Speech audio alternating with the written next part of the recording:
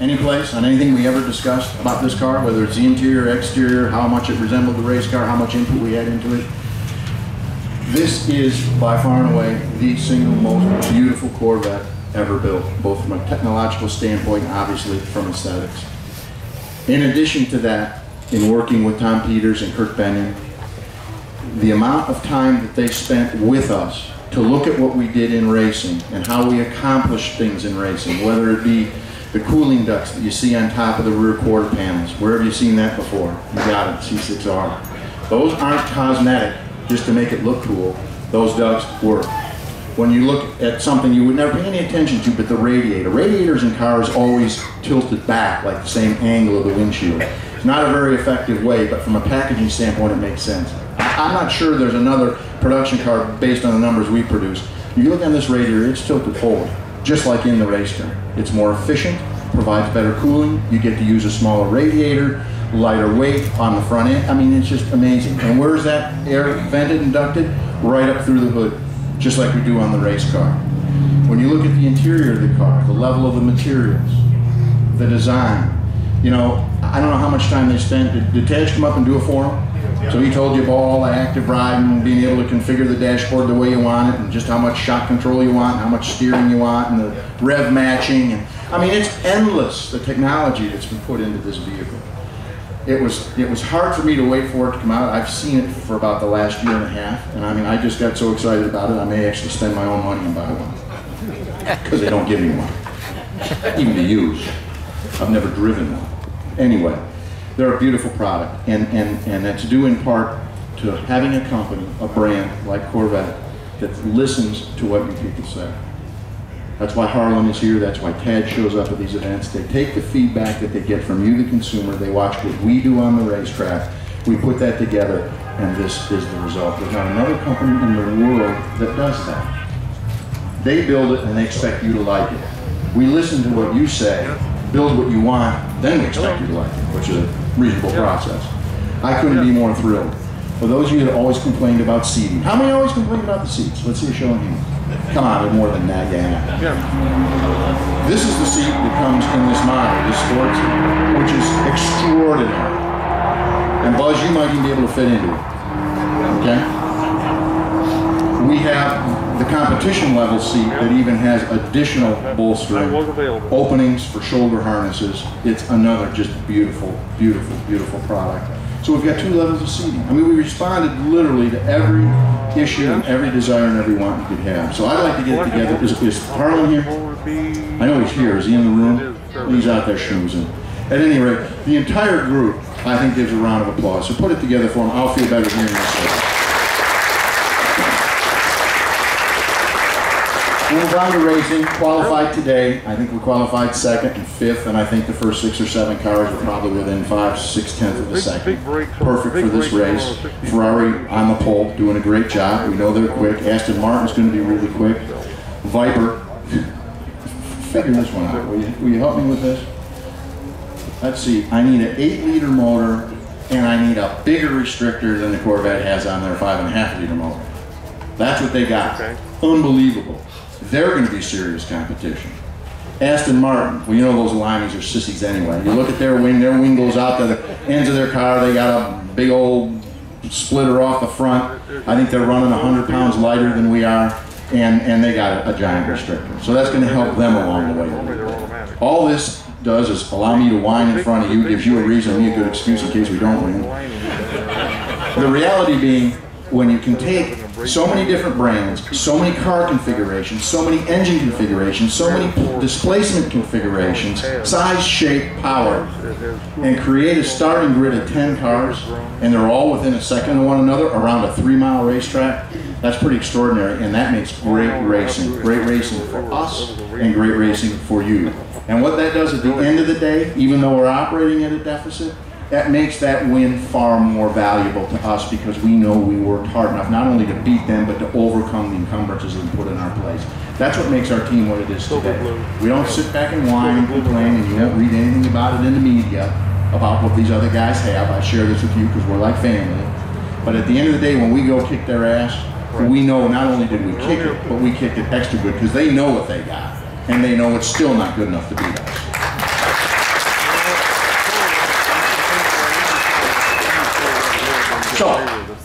With that, let's take some questions. Yes, sir. How do you see, BMW size up with the Z4? How do you see BMW sizing up with the Z4? You know, the BMW is a kind of a mystery because they've never showed up at the racetrack with the right stuff. Okay? When they started, they brought a four-door sedan.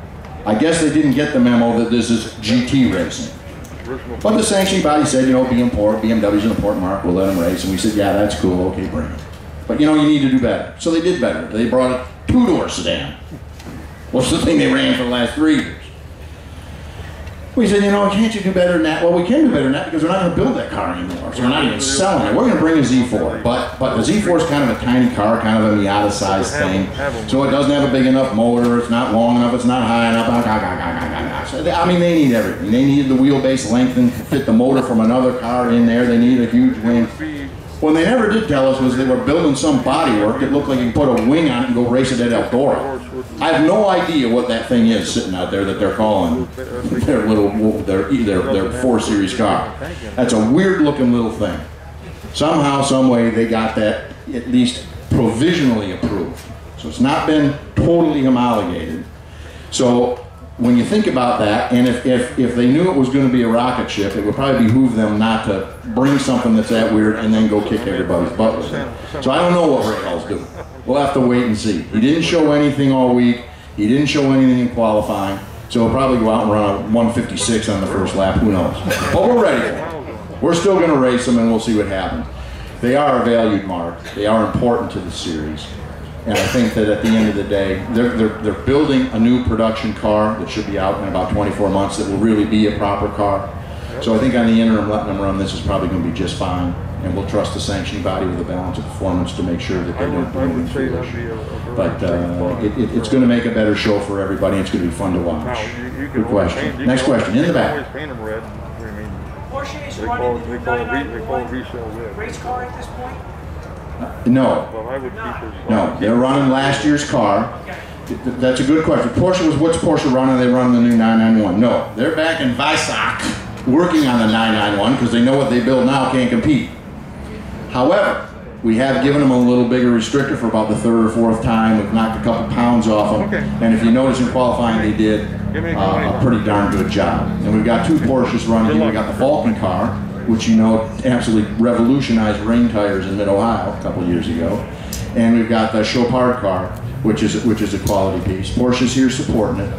The Flying Lizard thing went away from the Pro Series for a couple of reasons.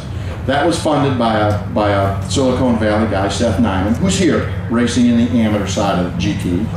And because Porsche decided, to the crux of your question, to take a year off while they developed the 991, Seth decided to stay active, not with the old car, but to continue in the sport in the amateur car, and we'll wait till next year for the 991 to come out. So they're taking a year off, they'll be back next year. They're also building an LMP1 car for Le Mans, Porsche is, so they've got their plate pretty full.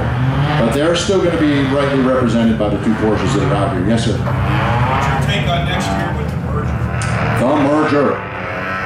Well, thus far, I'm keeping my eyes open. I've been encouraged by most of what I've seen to this point, and they haven't really done anything too foolish, so I think it provides us with a great opportunity. 2 things come to the front and float to the top right away. Number 1 is going to be, and you guys are going to love this, a much more powerful television package. That sound good? Then clap. Thank you. That indicates you like something. So better TV package. And improved venues. Think about this. Now we can go to historic, real race facilities like Watkins Glen. You know, we'll be able to run in Detroit again. Sears Point would be another good track in which we could run on the West Coast. And then probably start our season off with a little event that they run down in Daytona called the 24 Hours of Daytona. By the way, those you don't know, last time we competed there, we won that event overall, Corvette first overall 2009. So we're anxious to get back there. And I think that's where very well, if things go according to plan, that may very well where we debut the C7R. So that'll kind of really be pretty cool, 1999, yeah, it'll be good. I like it. So I think you will too. Good question. Next question. Yes, sir. don't know if it's too early to ask this or not, but what are your plans for the drivers since so many of them spread across both separate organizations? You would have to ask that one. You hear this question? Yep. Doesn't know whether I'm ready for it or not, but what are we going to do about drivers, because we got drivers spread out over both series, same guys. I got an answer for that. I don't know.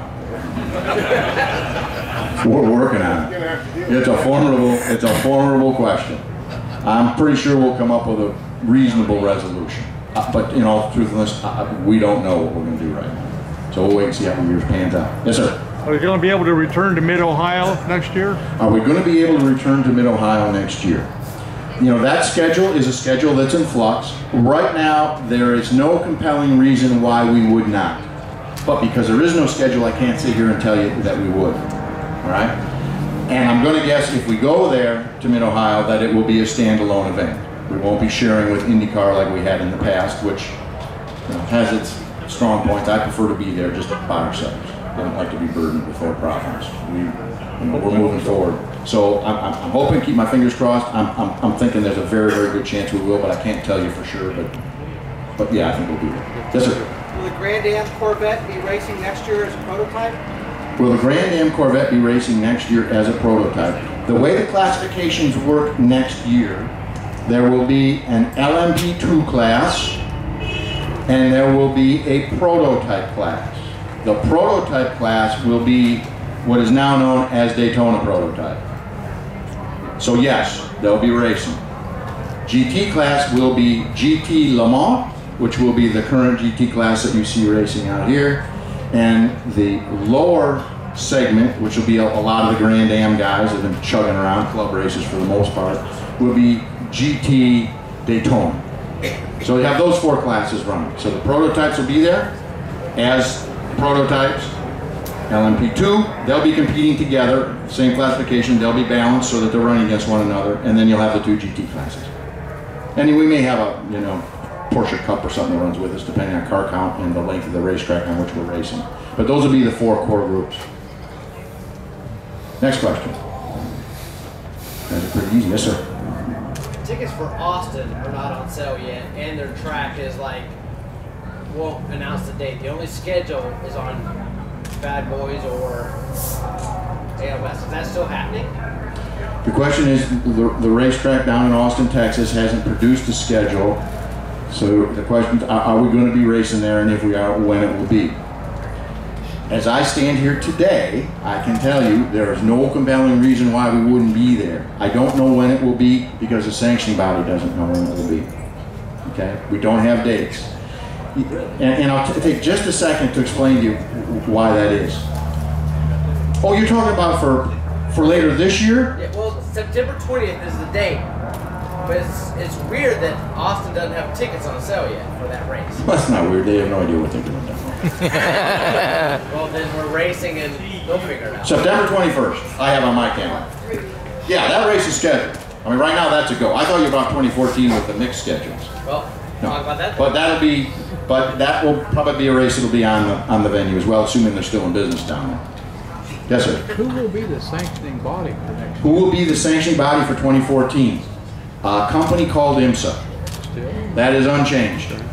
So IMSA will retain its position as a sanctioning body for the new, what are we calling it now? United Sports Car Racing. Oscars. What were they thinking? I don't know. Anyway, that's the name, that's the deal, yeah. IMSA will be our guys. That's a very good sign. We've got a very good organization with some history to it. I don't know if you know that, but Bill France and John Bishop started IMSA. So it actually has some NASCAR roots to it. And it's been consistently running since those two guys started it. Back when I was just a young man. Anything else? You guys are pretty easy. We put phenobarbital in the drinking water here today. That's all just kind of... Yes, sir.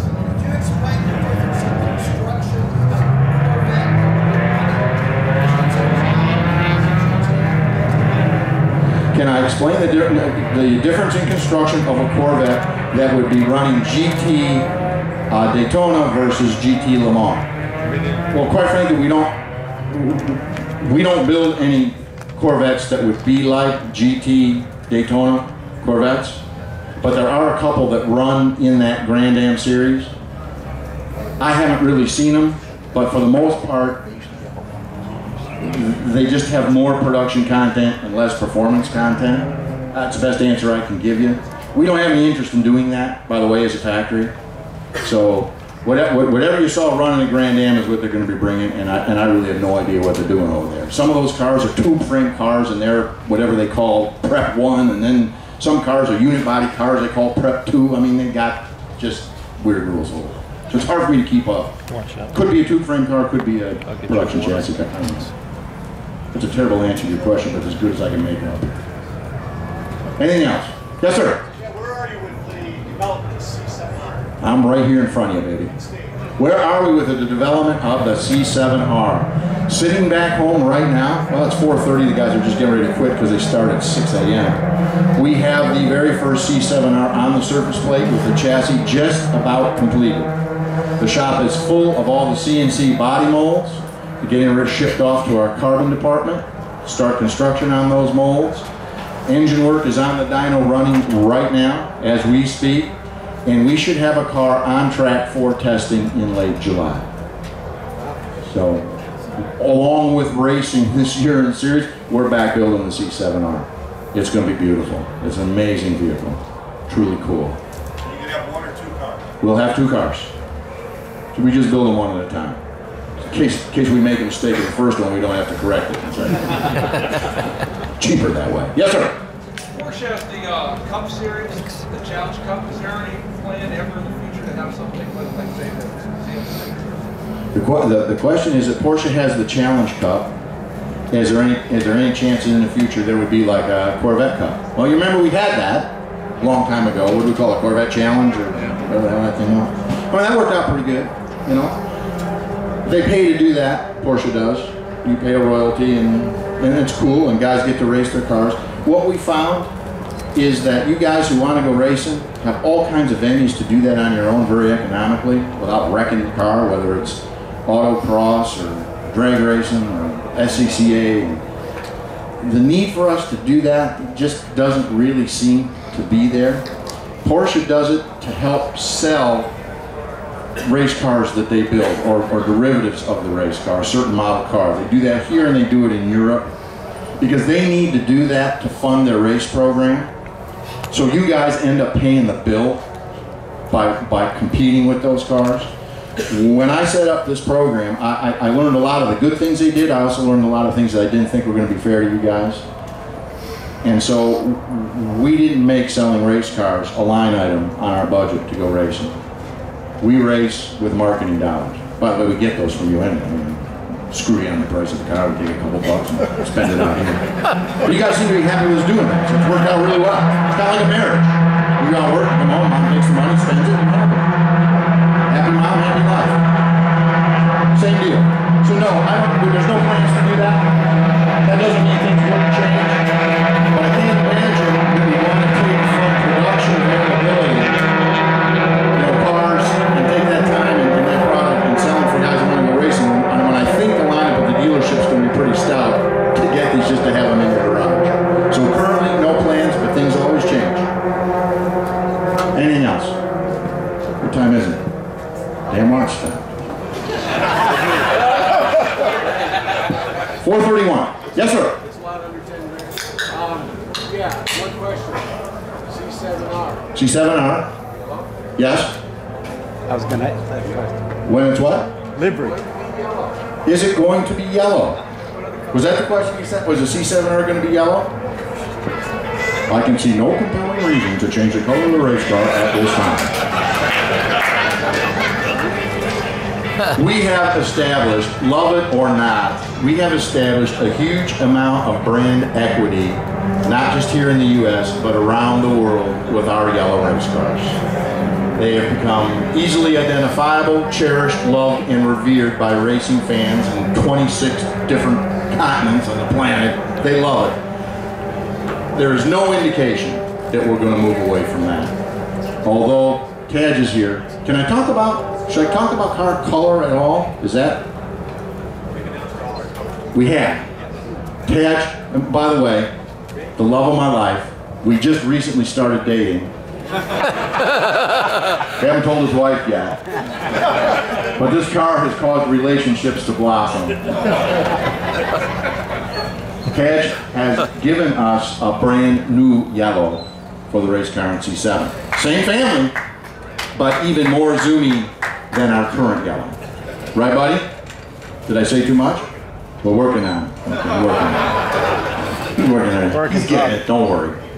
Yes, sir? Did they change any of the specs on you between the C6R and the C7R? No, that was the one thing. They would change specs. In other words, rules, merger, the whole thing, what effect that's going to have. That was a primary concern. Did they change anything? And no, and I think that's a testament to how great this racing is. You know, the Grand Am guys coveted what we had here in GTE. And so we're carrying forward with the Le Mans rules. That'll be stable, that controls costs, allows the competition to remain stable, provides great racing.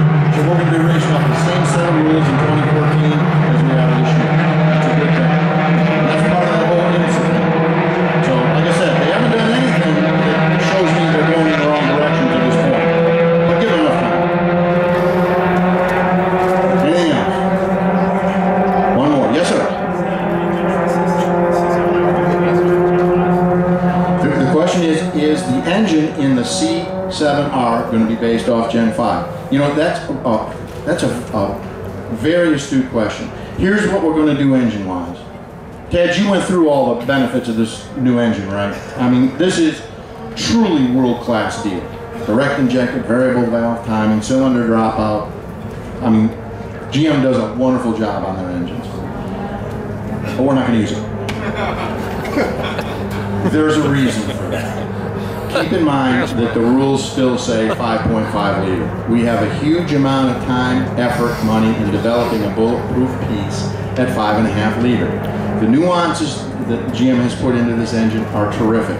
The variable valve timing isn't allowed by the rules. When we looked at costs and the rest of it, it made a huge amount of sense to continue on with our current engine that we're using right now. Sanctioning body was reluctant. They looked at this engine and got pretty excited because they knew it was going to cause them trouble. So they were open to the idea that we can continue on with our whole family of engines that we have right now. So we'll be using our current race engine. We use an alternate head in the engine anyway. And so to keep the balance of performance, keep costs down, we're going to use the same engine we got. That's a very good question. Yes? What about direct injection? Get little Charlie. What about direct injection? I thought that was something you guys wanted and you couldn't use until we only put it in production. Guess what? We're using direct injection. Yes, that is one virtue from this engine we are incorporating. We will be able to use direct injection on our current engine. Improves drivability, power a little bit, not a lot, but fuel economy, terrific improvement. That's the major thing. Drivability and fuel economy, we're pretty excited about. And yeah, we have the homework all down. We've had the homework all down there for 2 years. So, yeah, and we're excited about that. That's a huge difference. Thank you, Charlie. How about the new cute haircut? Everybody know Charlie Rogers? Do you ever get an email from her? Oh, yeah. Every minute of every day? New haircut. I'm getting it. Any other questions? Okay, 2 more. Yes, sir.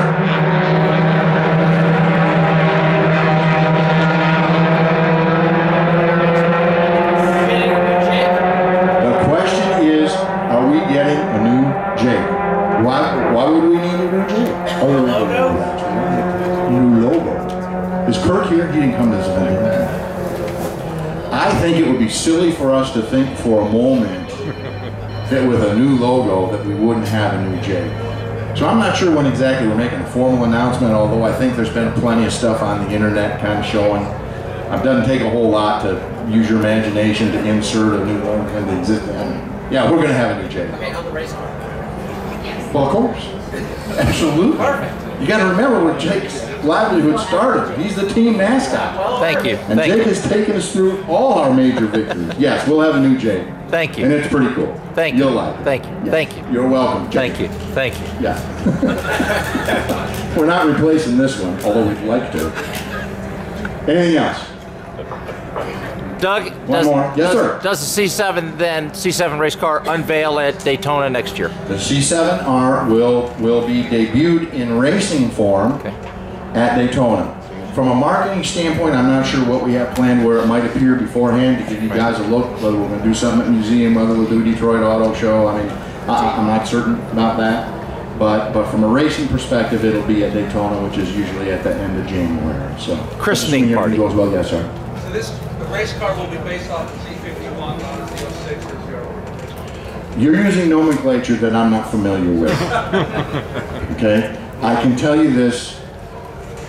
Well, I don't know if I should tell you. Yeah. Did Taj mention anything? Because I'm not sure they're building it. Yeah, is there a high performance car that they're building? Did Taj talk about that? Somebody asked if, as we go forward, will there be an advanced technology car, much like in C6 where we eventually built a Z06 or a ZR1? Is there a car down the road of the future that would be a high performance level car than this? I can't hear you. Oh. I think what we obligated will provide us the best advantage on the racetrack we can possibly achieve. And it will be unmistakably C7 Corvette. All right, one more. Somebody have their hand up. Yeah. Who's this guy? Now, we just fabricated that, Jim. Yeah, you're a pretty smart guy, aren't you? I'm a little surprised they fired you down at the plant.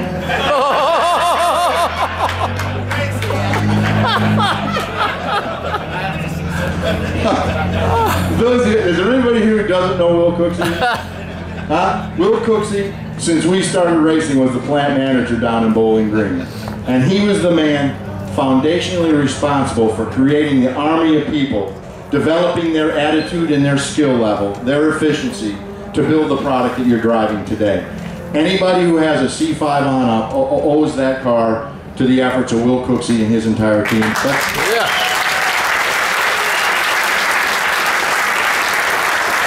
do have to share this with you. Will actually did damn little of it. His wife who did most of it. He'd come home with questions, she'd tell him what to do, and then he went back the next day and did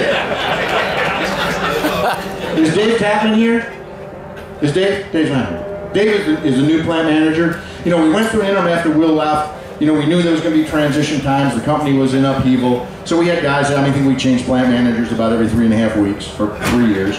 But we now have a solid guy in place, Dave Tapman. Anybody had a chance to go down and meet Dave? Yes. Dave is a huge racing advocate, and no one can replace Will, but I'm telling you, Dave is a great guy. He's following in Will's footsteps, operating in the shadow of a great man, and we're pleased to have that. So that's cool.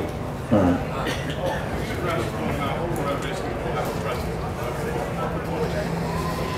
The question is, can I address the question whether or not Corvette racing will have a prominent place at the museum's new motorsports park?